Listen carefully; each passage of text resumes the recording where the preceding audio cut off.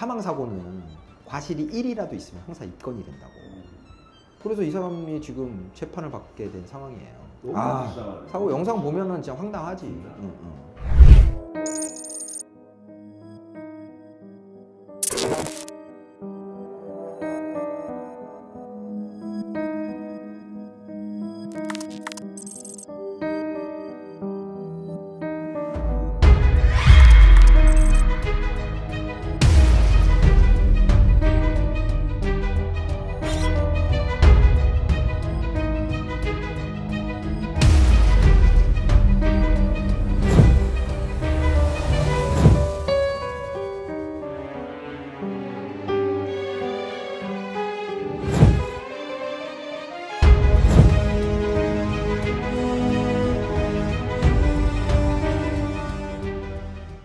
사람의 생명이 어떻게 됐다라는 건 분명히 안타까운 일이고 거기에 대해서도 어떤 합당한 조치가 이루어져야 되지만 이 교통사고라는 건 서로가 잘못해서 발생하는 거란 말이야. 그러면 그거에 대한 잘잘못은 확실하게 따져야 되는 게 아닌가.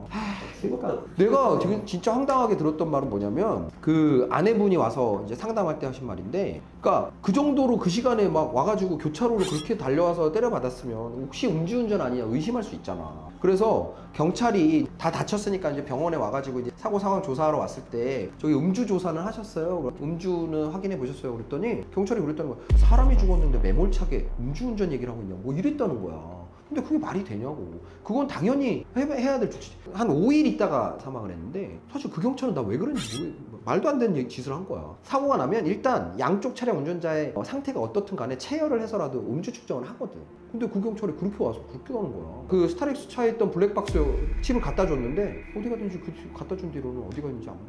이상하게 흘러간 사건이긴 해.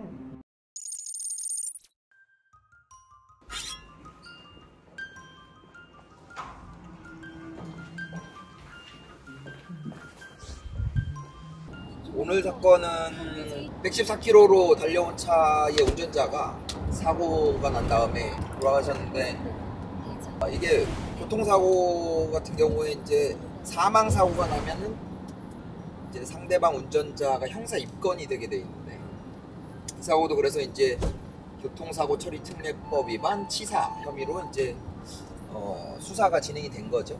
그냥 사고 상황만 봐도 사고를 당한 입장인데 국민참여재판 신청을 했더니 갑자기 기각 결정을 했더라고. 배제 결정을. 이 국민참여재판이라는 게 이제 피고인 쪽에서 희망을 하면은 국민참여재판으로 진행이 되는 건데, 재판부에서 보고 뭐 국민참여재판으로 하는 게 적절하지 않다 이러면은 이제 배제 결정을 할 수가 있거든. 근데 이거는 뭐 국민참여재판을 배제할 만한 사유가 특별히 전혀 없어 보이는데 갑자기 그 재판부에서 배제 결정을 하길래, 그래서 우리가 항고라는 걸 했어요.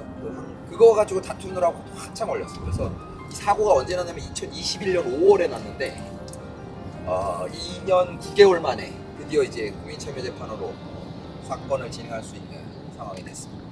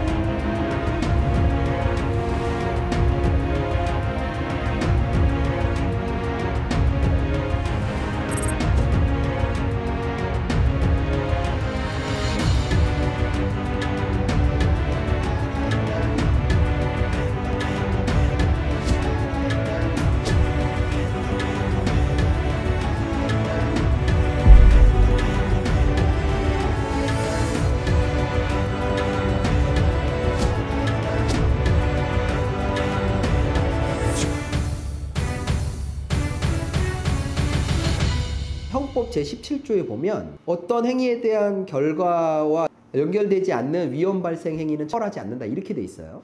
판례에서는 이런 거는 이제 상당 인과관계가 있냐 없냐 이렇게 얘기를 하거든. 이 말도 어렵지, 상당 인과관계는. 상당 인과관계라는 건 뭐냐면 어떤 결과에 대해서 자연과학적으로, 그러니까 예를 들면 사고가 났다라는 건 그 시간 그 타이밍 그 장소에 두 사람의 두 개의 차가 거기 있었기 때문에 사고가 난 거잖아. 그러니까 거기까지 어떻게 갔는지랑 상관없이 결과는 발생을 한 거지. 그렇지만 그 가는 과정에서 양쪽 차량이 한 행위들이 있을 거라고. 이 차는 과속을 했고 이 차는 신호를 위반했고 뭐 이랬다고 하면, 그러면 그 사고의 결과를 일으킬 만한 행위를 한 사람에 대해서만 처벌을 하겠다. 이게 이제 상당 인과관계라고 생각하면 돼. 예를 들면 이런 거야. 길가에 주차가 많이 돼 있는 경우에 어쩔 수 없이 공간 때문에 중앙선을 물고 가는 경우들이 생기잖아. 중앙선을 물고 가는 건 이 상태 자체로만 보면 분명히 중앙선 침범이에요. 근데 이렇게 가다가 맞은편에 오는 사람 사고가 났다 라고 했을 때는 그럼 이게 과연 중앙선 침범 사고냐, 이거에 대해서 쟁점이 된다고. 그러면 형식적으로만 따지면은 뭔가 불합리하잖아. 봐봐, 내가 어쩔 수 없이 길의 상황이 보니까 중앙선을 조금 넘어가서 운전을 할 수밖에 없는 상황이었어. 이미 나는 계속 그렇게 운전을 하고 있었어. 근데 상대방이 내가 그렇게 오는 걸 뻔히 보면서도 쟤 중앙선 침범이야 그래서 와서 때려받았는데 이걸 중앙선 침범 사고라고 하면 너무 억울할 거 아니야, 그치? 그러니까 나의 주장은 그런 거지. 그러니까 이 사람이 신호를 위반한 거는 맞지만 이 사람이 신호를 위반했기 때문에 거기까지 갔던 것도 맞아. 사고가 나게 된 것도 맞아. 그렇지만 사고가 난 원인은 이 사람이 신호를 위반했기 때문이 아니고 이 사람이 신호를 위반해서 발생한 위험은 없었다. 위험한 행위를 한 사람은 모니 운전자지 이 스타렉스 운전자는 아니라는 거지. 이 스타렉스 운전자가 이 신호를 위반한 행위는 이 사고의 위험을 발생시킨 건 아니라는 거지. 그리고 내가 마지막에 이제 생각해 봐달라고 했던 건 뭐냐면, 만약에 죄가 인정된다고 해도 이 사람은 사고 내용만 봐도 다친 사람이거든?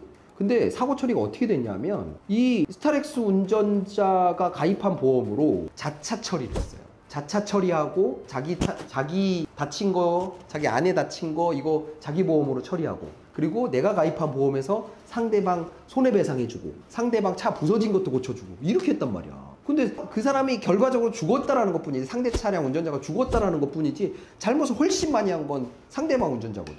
그러면 이 사람이 죽지 않았다고 생각하면 사실은 다 배상을 오히려 받아야 되는 입장이었었는데 그냥 사망했다라는 이유로 모든 걸 다 이 사람이 책임을 져야 됐었고, 그리고 누구 배상도 안 해줘. 이거 2년 9개월 동안 마음 졸여야 되지. 그리고 변호사 선임한다고 돈 써야 되지. 이게 국민참여재판 준비하면 그냥 변호사 비용만 드는 게 아니에요. 배심원들한테 보여줄 자료나 이런 것들 증거를 준비해야 되기 때문에 부수적으로 들어가는 비용들이 많아.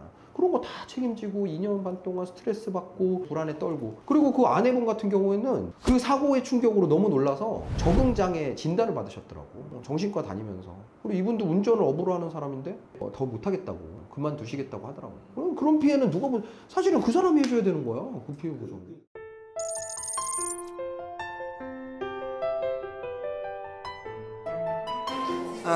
12시간이 지났네요. 아침에 이 하루 출발한 다음부터 이제부터 기다림의 시간입니다. 배심원들이 유무죄 판결에 들어갔어요.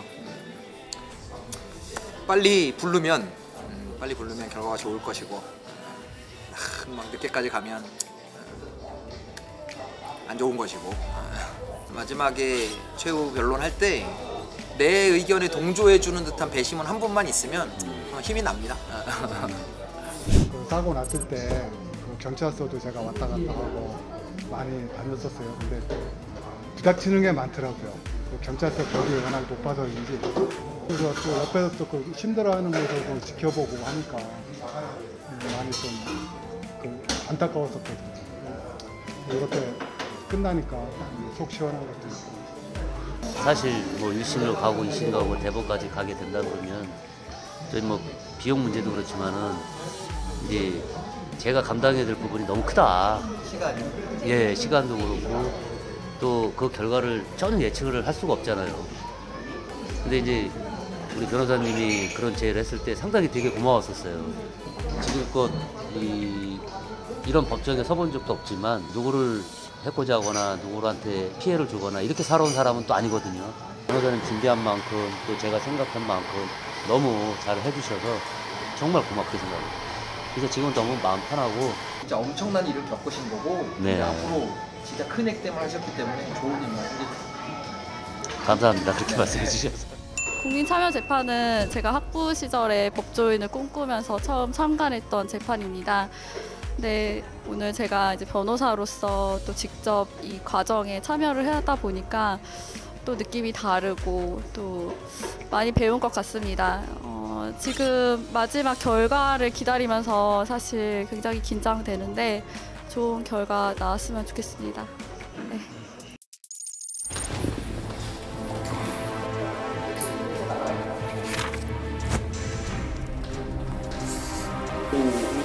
비슷한 경우가 없어요.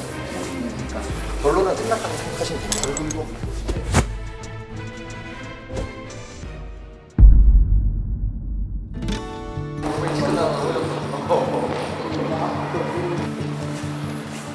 축하드립니다.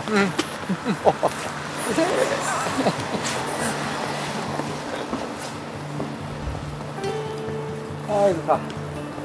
너무 좋아.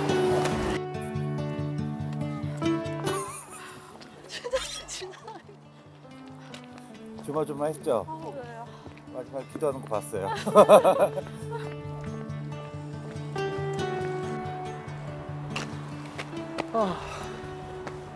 축하드립니다. 좋은 결과가 나왔습니다. 예. 이럴 때 진짜 변호사 하길 잘했다라는 생각이 들어요. 예. 우리 같이 고생하신 피고인분도 이제 편히 잠을 주무셨으면 좋겠고 오랫동안 고생하셨던 우리 스태프분들도 모두 감사드립니다. 예.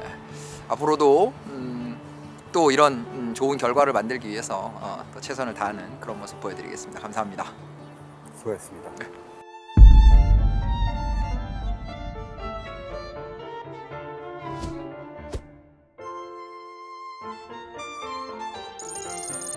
이제 국민참여재판 해가지고 만장일치로 무죄를 받았단 말이야. 검사 입장에서 보면 이제 무죄를 받았다라는 건 자기가 죄가 없는 사람을 기소했다라는 결론인 거거든.